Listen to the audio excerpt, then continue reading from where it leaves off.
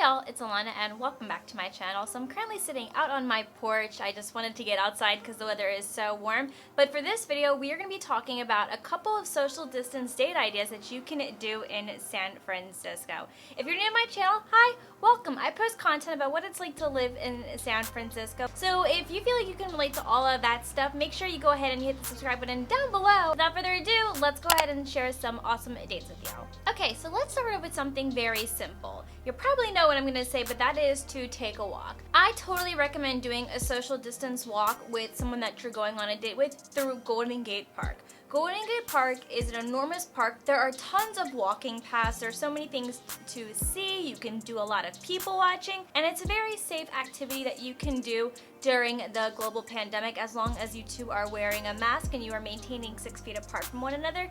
This is a very easy and free date idea that you can do. I love Golden Gate Park. There's so much to see. There's so much you can do inside of Golden Gate Park.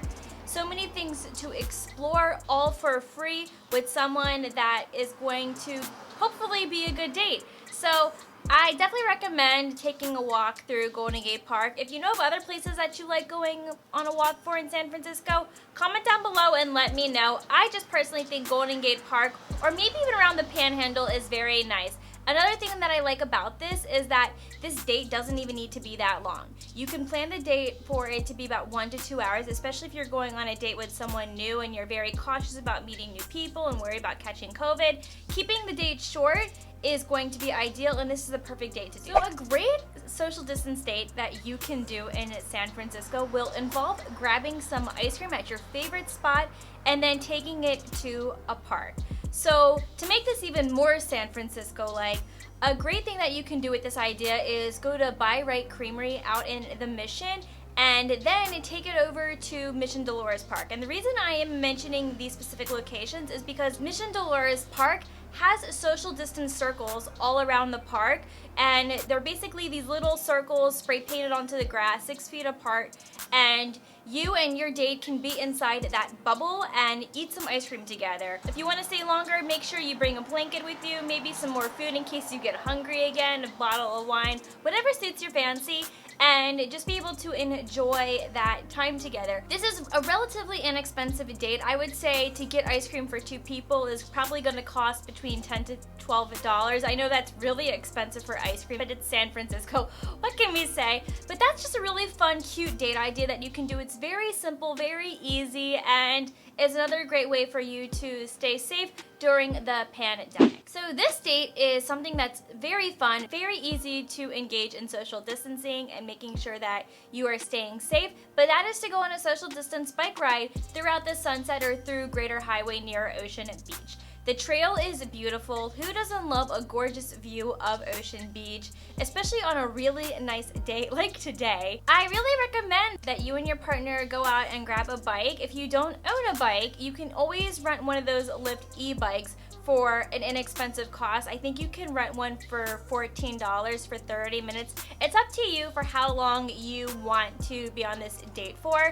But if the two of you have bikes, and this date will be free. So it's up to you on how much you're willing to spend on renting a bike, or if you have a bike, then this date is free. It's completely safe. Make sure you're wearing a mask. And again, another great, easy, fun thing to do in San Francisco. So this is another simple date, kind of similar to number 1, but this is to go on a hike as opposed to a walk. I really recommend that you check out Land's End. Land's End has a very easy hike, especially if you want to go all the way down to the cool labyrinth near the water. I believe it's a 20-minute hike down, so that's really simple. It's also free. You can wear your mask, walk 6 feet apart from one another, and it's just a very fun, safe thing that you can do during the pandemic to at least get some social interaction while maintaining your distance and doing a very fun and free activity.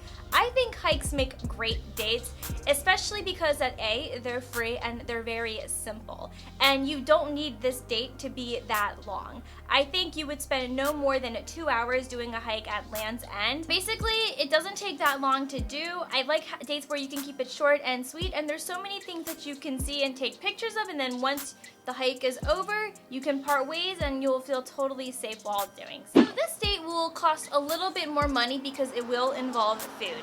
So if you and your partner decide that you want to grab food on your first date, this is what I recommend. So indoor dining is still not an option in San Francisco, but outdoor dining is an option. As long as you're wearing a mask and you're maintaining the appropriate distance, I recommend that you go to the Ferry building for outdoor seating.